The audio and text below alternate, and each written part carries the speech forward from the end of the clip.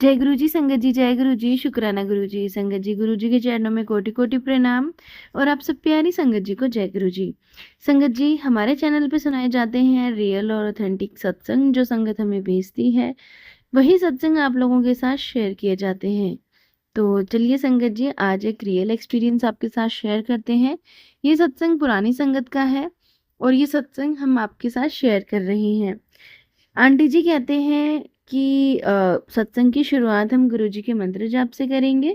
ओम नमः शिवाय, शिवजी सदा सहाय। ओम नमः शिवाय, गुरुजी सदा सहाय। संगत जी, गुरुजी ने मुझे अपनी भक्त बनाया। कैसे बनाया, ये मैं आप लोगों के साथ शेयर करने जा रही हूँ।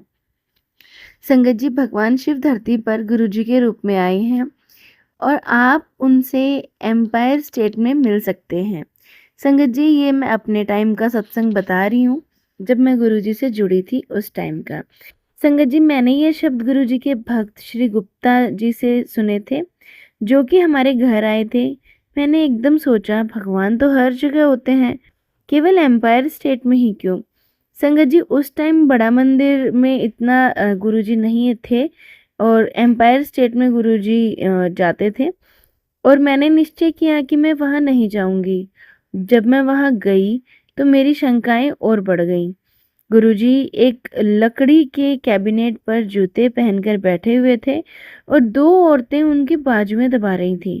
मुझे बिल्कुल भी अच्छा नहीं लगा और मैं सोचने लगी कि यह मैं कैसी जगह आ गई हूँ। मैं चुपचाप बैठ गई और जब चाय प्रसाद आया तो वो मैंने नहीं लिया। मुझे गुरुजी के संगत की यह बातें पता नहीं थी। चाय प्रसाद लेना, शब्द कीर्तन सुनना और लंगर करना। मैं बस गुरुजी को और उन दो महिलाओं को देखे जा रही थी और सोच रही थी कि इस बात का कोई विरोध क्यों नहीं कर रहा था और कैसे सर्व मूर्ख बन रहे थे। मैंने गुरुजी के पास जाकर उनसे बात करने की सोची, लेकिन तभी वह उठकर कमरे में अपने कपड़े बदलने के लिए चले गए। फिर वह लौटकर अपनी गद्दी पर आकर बैठ गए।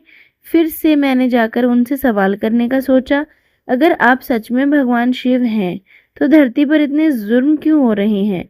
मैं एक संगत दंपति का अंकल आंटी के साथ बैठी हुई थी और उनसे बोले कि हमें गुरुजी के पास जाकर उनसे ये पूछना चाहिए।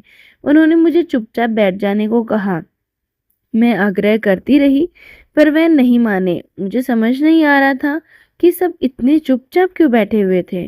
अंत में मैं उठकर गुरुजी के पास गई। मैंने गुरुजी से जाकर पूछा, आप कौन हैं? उन्होंने जवाब नहीं दिया और इशारे में मुझे चले जाने को कहा। मेरे पास उनसे पूछने के लिए इतने सारे सवाल थे, लेकिन वे गुस्से से इशारा करके मुझे जाने को कहते रहे।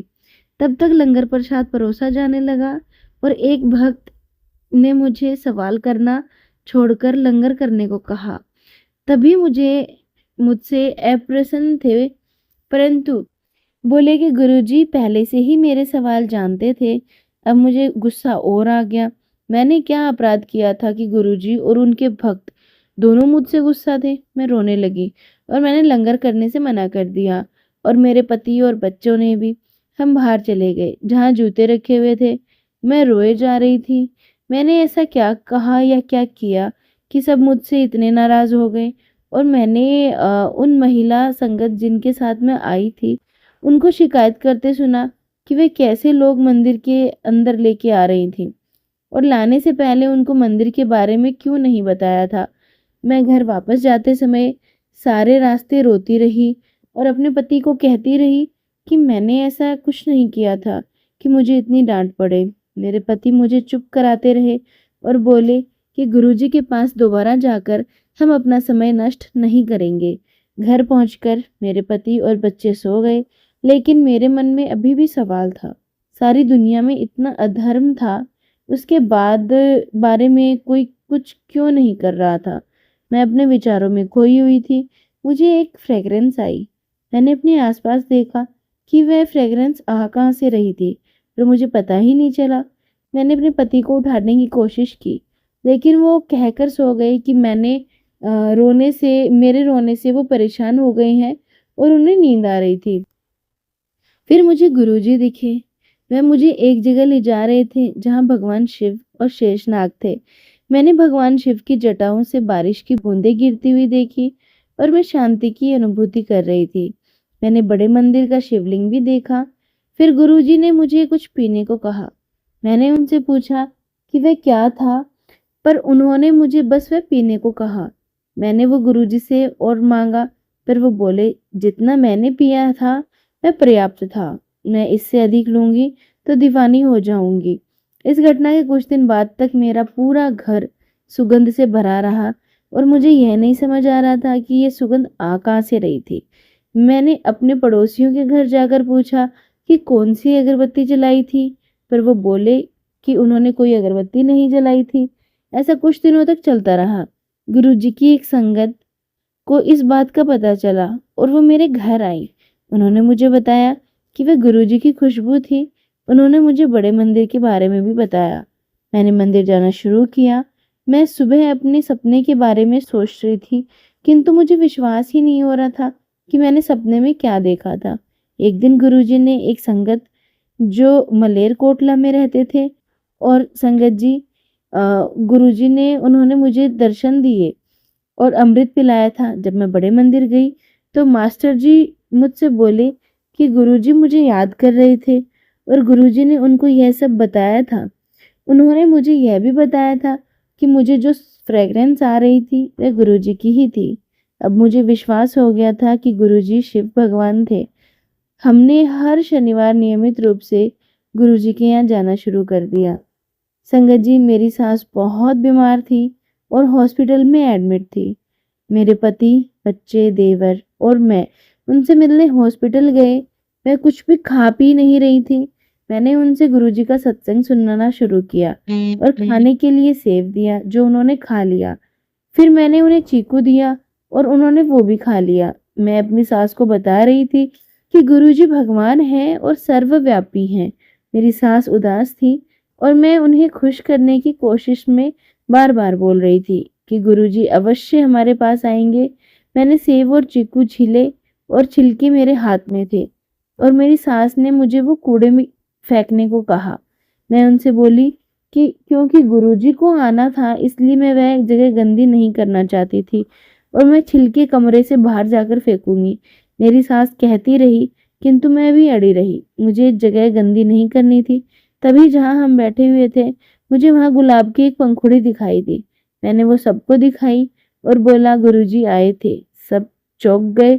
एक क्षण पहले वहां कुछ भी नहीं था और अचानक ही गुलाब की पंखुड़ी कैसे वहां पे आ गई थी। संगत जी, ये सब के लिए सवाल हो गया था। गुरुपा वहां आए थे और गुरुपा ने दर्शन दिए थे। संगत जी, सत्संग को यहीं विराम देती हूँ। ओम नमः शिवाय। शिवजी सदा सहाय। ओम नमः शिवाय। गुरुजी सदा सहाय। संगत जी, ये था आंटी जी का सत्संग। संगत जी, एक और सत्संग आपके साथ शेयर करते हैं जो एक आंटी जी का है जिन्होंने हमारे साथ शेयर किया है। आंटी जी कहते हैं, जय गुरु जी, शुक्राना गुरु जी, अनंतम अनंतम शुक्राना गुरु जी। संगत जी, गुरु जी के चरणों में कोटि कोटि प्रणाम। और संगत जी, मैं सत्संग को स्टार्ट करती हूँ गुरु जी के मंत्र जाप के साथ। ओम नमः शिवाय। शिवजी सदा सहाय। ओम नमः शिवाय। गुरु जी सदा सहाय। संगत जी, जो मेरा सत्संग है एक बहुत ही गहरा और दिल को छू लेने वाला है, क्योंकि संगत जी हम सबके घरों में बिना वजह लड़ाई झगड़े कलेश शुरू हो जाते हैं। कभी हस्बैंड वाइफ में मनमुटाव हो जाता है, कभी भाई भाई में, कभी बच्चों में। सब कुछ होते हुए भी घर में शांति गायब हो जाती है। ऐसे समय पर लोग सोचते हैं शायद नजर लगी है, शायद ग्रह नक्षत्र दोष है, लेकिन असली कारण कई बार पितृदोष होता है। आज का सत्संग इसी के ऊपर मैं आपको अपना सुनाती हूँ कि कैसे गुरुजी ने मुझे मेरे घर में पितृदोष से आज़ादी दिलाई और घर में सुख शांति आई। संगत जी, हमारा परिवार बहुत अच्छा था, सब कुछ अच्छा था, लेकिन कुछ टाइम से घर में लड़ाई झगड़े, अजीब सी घटनाएं, बेचैनी हो रही थी। हम हस्बैंड वाइफ में भी बहुत लड़ाई झगड़े हो रहे थे। बच्चे भी संगत जी आपस में एक दूसरे के साथ इतना लड़ने लग गए थे कि हम सोच भी नहीं सकते। यहाँ तक कि संगत जी छोटी सी बात भी बड़ी हो जाती थी और हर कोई परेशान था इस चीज़ को लेकर। संगत जी, एक दिन ऐसे ही मैं यूट्यूब पे सत्संग सुन रही थी, तो संगत जी मुझे सत्संग में एक मैसेज मिला जिसमें ये था कि तेरे घर की लड़ाई झगड़े ख़त्म नहीं हो रही हैं, तेरे घर में पितृदोष चल रहा है। संगत जी मैंने सोचा कि गुरु पाप पितृदोष चल रहा है, ये तो हमें पता ही नहीं। फिर संगत जी मैंने अपनी सासू माँ को बोला कि पितृदोष कब लगता है और क्यों होता है? तो सासू माँ ने बताया कि अगर हम पितरों को याद नहीं करते हैं तो पितृदोष लगता है। संगत जी लेकिन हम तो पितरों को याद करते हैं, फिर भी पता नहीं क्यों संगत जी हमारे घर में पितृदोष लगा हुआ था।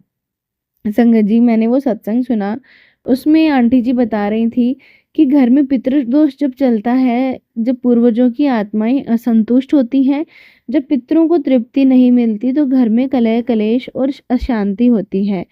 संगत जी ये सुन के मुझे भी लगा कि हमारे घर में भी यही सिचुएशन चल रही है।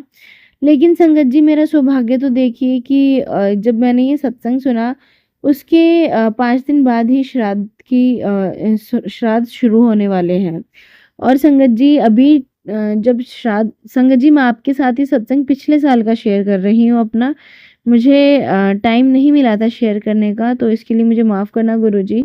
और मैं संगत जी सत्संग शेयर करती भी नहीं थी, मेरा पहला शुक्राना सत्संग है। तो संगत जी जब हमने पितरों का किया था समाधान, तो वो मैं आपको बता रही हूँ। संगत जी फिर उसके कुछ टाइम बाद श्राद्ध आ गए थे, तो फिर वो आंटी जी ने उसमें बताया था कि श्राद्ध पक्ष में पितरों को ज़रूर से याद करना है, अमावस्या को तो करना ही करना है, लेकिन अमावस्या वाले दिन जल में काले तिल और अक्षत यानी कि चावल और शुद्ध पानी डालकर पितरों को अर्पित करना है। गरीबों को और गौ सेवा को भोजन कराओ, दान पुण्य करो अपने पितरों के नाम से। और संगत जी एक बताया था उन्होंने, मुझे अब ठीक से तो याद नहीं है लेकिन मैं आपके साथ शेयर करती हूँ कि उन्होंने गीता का अध्याय बताया था, ते 15वां था या 16वां था ऐसे ही था। और वो अध्याय पढ़ना है और ओम नमः शिवाय मंत्र का जाप करना है। घर में साफ सफाई बनाए रखनी है, घर में रोज दीपक जलाओ, अपने बड़ों का आदर करो। संगत जी ये सब करने से जब पितृ खुश होते हैं तो घर में देवी देवताओं की कृपा आने लगती है। परिवार में श्राद्ध ये के उपाय करने से कुछ दिनों में घर का वातावरण हमारा चेंज होने लगा। रोज झगड़े होते थे, वहाँ अब संगत जी थोड़ा मनमुटाव कम होने लगा और जो काम रुका पड़ा था वो भी होने लगा। संगत जी सब गुरु जी की कृपा है, पितृदोष शांति गुरु जी के कारण ही हुई है। संगत जी अब मैं अपने सत्संग को यहीं विराम देती हूँ गुरु जी के मंत्र जाप के साथ। ओम नमः शिवाय, शिव जी सदा सहाय। ओम नमः शिवाय, गुरु जी सदा सहाय। संगत जी सोचने की बात यह है कि हम अपनी जिंदगी में व्यस्त हो जाते हैं और अपने पूर्वजों को भूल जाते हैं। वे जिन्होंने हमें यह शरीर दिया, यह वंश दिया, यह घर दिया, यदि हम उनकी आत्माएं असंतुष्ट हैं उनकी, तो सुख शांति टिकती नहीं है। गुरु जी का यह संदेश हमें याद दिलाता है कि पूर्वजों का सम्मान और उनकी तृप्ति हमारे जीवन की जड़ है। संगत जी आज का ये सत्संग हमें यह सिखाता है कि जब जीवन में बिना कारण अशांति हो तो समझ लेना चाहिए कि शायद पितृदोष है। गुरुजी ने जो सरल उपाय बताए थे आंटी जी के थ्रू, जल अर्पण, दान पुण्य, सेवा और स्मरण, यह सब हमें करना चाहिए।